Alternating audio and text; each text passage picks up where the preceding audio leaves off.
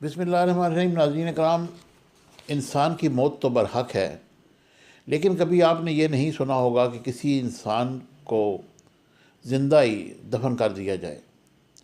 تاریخ کے مقبول ترین حکمران اسکندر اعظم کا یہ عبرتناک انجام نئی تحقیق کے ساتھ دنیا پیش کر رہی ہے۔ تاریخ کے طلباء ہی کے لیے نہیں بلکہ علوم اسلامی سے رغبت رکھنے والوں کے لیے یہ دلچسپی کا باعث ہے کہ دنیا کے ایک طاقتور ترین جرنیل اور فاتح حکمران اسکندر اعظم الیگزینڈر دی گریٹ کا یہ عبرتناک انجام ہوا کہ انہیں کوما کی حالت میں زندہ دفن کیا گیا اور دنیا بھر کے حکیم ان کے مرض کی تشخیص نہ کر سکے۔ یہ انسان کی بے بسی اور بے ثباتی کا مظہر ہے کہ کبھی دنیا کے 3 بر اعظموں کے 20 لاکھ مربع میل رقبہ پر کنٹرول کرنے والا حکمران بھی اس قسم کرسی کا شکار ہوگا۔ رستو کا یہ شاگرد آخر کار جوان عمری میں مفلوج ہو کر دنیا سے چل بسا۔ کہتے ہیں کہ یہ انسانوں کا سب سے بڑا خوف ہو سکتا ہے کہ کسی فرد کو اس وقت مردہ قرار دے دیا جائے جب وہ زندہ ہو اور اتنا بے بس ہو کہ اس کی تصدیق یا تردید بھی نہ کر سکے اور زندہ ہی دفن ہو جائے۔ ایسا ہی کچھ انسانی تاریخ کے اس عظیم ترین طلسماتی یا کرشماتی سمجھے گئے فوجی کمانڈر کے ساتھ ہوا۔ 2000 سال سے اس کی موت ایک مہمہ بنی ہوئی ہے کہ انہیں زہر دیا گیا یا بہت زیادہ شراب نوشی اس کی موت کا وجہ بنی یا کسی موذی مرض ملیریا یا ٹائیفائڈ کا شکار ہوئے۔ 2300 سال بعد ان کی موت کی گتھی اب سلجھ جائے گی یا ابھی مزید کسی ریسرچ میں کوئی نیا انکشاف دنیا کو انگشت بدنداں کر دے گا۔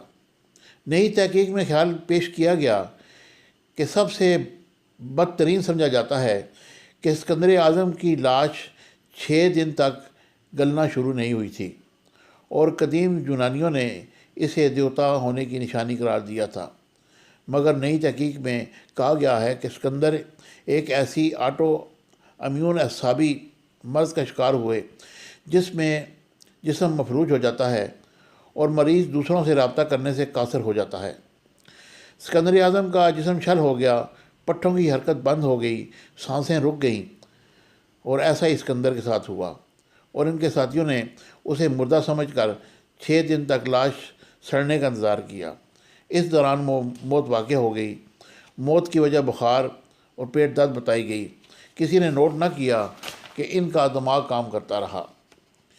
نیوزی لینڈ کی اوٹاگو یونیورسٹی کی تحقیق میں بتایا گیا ہے کہ اسکندر ایک مرض گیولین بیرے سنڈروم GPS کا شکار ہوئے، جس میں جسمانی مسلز اچانک کمزور ہو جاتے ہیں کیونکہ جسمانی دفاعی نظام نروس سسٹم کو نقصان پہنچا دیتا ہے۔ یہی وجہ ہے کہ اس فوجی کمانڈر کی موت کے حوالے سے مختلف خیالات سامنے آئے۔ 356 قبل مسیح میں قدیم یونانی ریاست مقدونیہ میں پیدا ہونے والے اسکندر کو 20 سال کی عمر میں بادشاہت ملی، جس کے بعد وہ متعدد ممالک کو فتح کرنے میں کامیاب ہوئے، جن میں مصر، یونان، انڈیا کے کچھ حصے اور ایران شامل تھے۔ 25 سال کی عمر میں انہوں نے فارس، شام اور مصر فتح کر لیے تھے، اور اسکندر کی موت 323 قبل مسیح میں 32 سال کی عمر میں بابل کے مقام پر ہوئی، جو آج عراق میں شامل ہے۔ ایسا کہا جاتا ہے کہ موت سے قبل اسکندر کو بخار اور پیٹ میں درد کا سامنا ہوا اور بہت جلد وہ چلنے پھرنے اور بات کرنے سے قاصر ہو گئے۔ محققین کا کہنا تھا کہ ہم نے GPS کے 10 کیسز دیکھے ہیں، ان میں دماغ صحیح کام کر رہا ہوتا ہے جبکہ باقی جسم مفلوج ہو جاتا ہے۔ ایسا صرف اسی مرض میں دیکھنے میں آتا ہے۔ ان کا کہنا تھا کہ اس مرض کا شکار ہونے کے بعد ممکنہ طور پر اسکندر کی نظر دھندلا گئی ہوگی، جبکہ بلڈ پریشر اتنا کم ہو گیا ہوگا کہ ہو سکتا ہے وہ کوما کا شکار ہو گئے ہوں، مگر اس بات کا امکان ہے کہ وہ اپنے ارد گرد کے ماحول سے آگاہ ہوں اور لوگوں کی آوازیں سن رہے ہوں، تو ہو سکتا ہے کہ انہوں نے اپنی جان نشینی پر اپنے جرنیلوں کو لڑتے ہوئے سنا ہو، مصری کاریگروں کی آمد کو سنا ہو اور حنوط کرنے کے عمل کے آغاز محسوس کیا ہو۔ اس عہد میں موت کے اعلان کے لیے سانس کے بجائے نبض پر انحصار کیا جاتا تھا۔ اگر اسکندر کا جسم مفلوج ہوگا تو سانس بہت مدم ہو گئی ہوگی، جبکہ جسم کا درجہ حرارت برقرار رکھنے میں جدوجہد کا سامنا کرنا ہوگا۔ آنکھوں کی پتلیاں ایک جگہ ٹھہر چکی ہوں گی۔ سکندر کا جسم مرنے کے بعد گلنا شروع نہیں ہوا، جو کہ کوئی کرشمہ نہیں، بس ایک سادہ سی مرکزی نشانی ہے کہ ان کی موت واقعہ نہیں ہوئی تھی۔ محققین کا کہنا تھا کہ جی بی ایس کی تشخیص سے سکندر کی موت کے حوالے سے متعدد امور کی وضاحت ہو جاتی ہے۔ اگر یہ خیال ثابت ہوا تو یہ تاریخ کی ایک مقبول ترین شخصیت کے عبرتناک انجام کا اندیہ بھی ثابت ہوگا۔ یہ تحقیق نیوزی لینڈ کے ایک ریسرچ جریدے دی اینشنٹ ہسٹری بلیٹن میں شائع ہوئی۔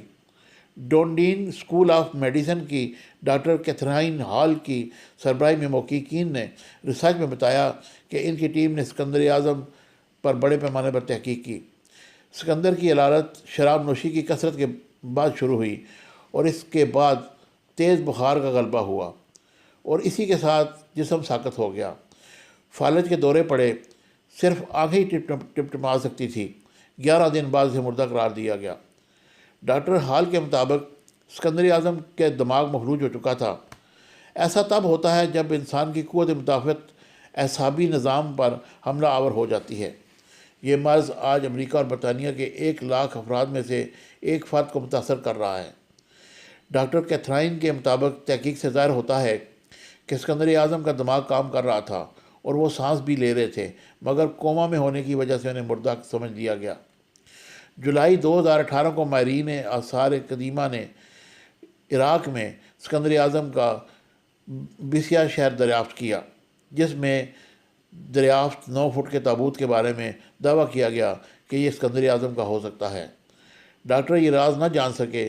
ڈاکٹر ہال کہتی ہیں کہ اگر ان کی تھیوری درست ہے تو پھر تاریخ نئے سرے سے رقم کرنا پڑے گی، کیونکہ سکندر اعظم کی موت کی تاریخ ریکارڈ شدہ تاریخ کے 6 دن بعد کی ہے۔